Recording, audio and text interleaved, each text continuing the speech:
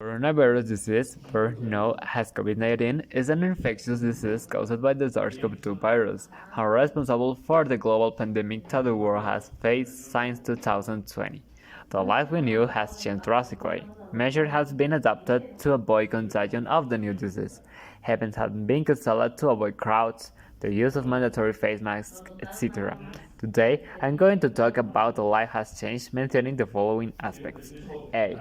Type of activities allowed at school before the pandemic and the new mode of studying acquired after pandemic.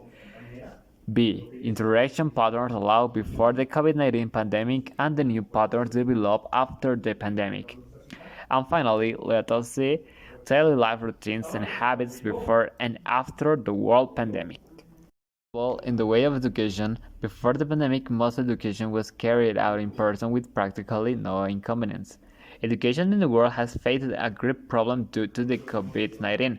More than 200 million students in the world have not been able to have continuity in their education, and of this, only 60% have received some distance education. Among the main challenges in the face of pandemic, the specialists spoke of the lack of resources, the digital divide, the emerging migration to digital education, and the adaptation of educational spaces for face-to-face return. This world scenario has also made it possible to evaluate what the future should be like and the need to improve hybrid education, the accreditation of skills and abilities in less time, collaborate work, among other topics.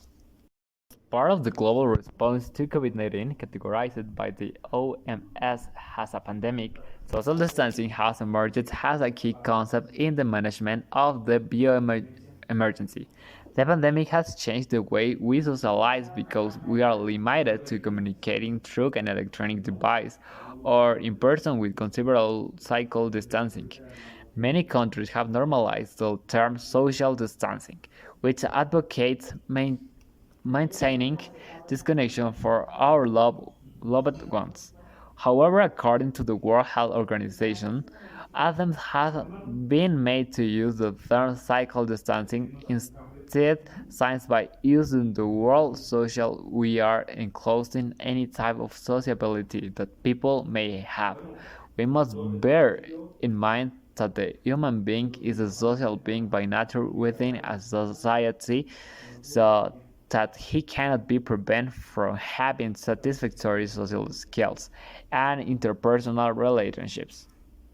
The COVID-19 pandemic has forced us to ensure self-care in health as the first containment measure against the virus, which has caused more than 500,000 deaths worldwide in just a few months.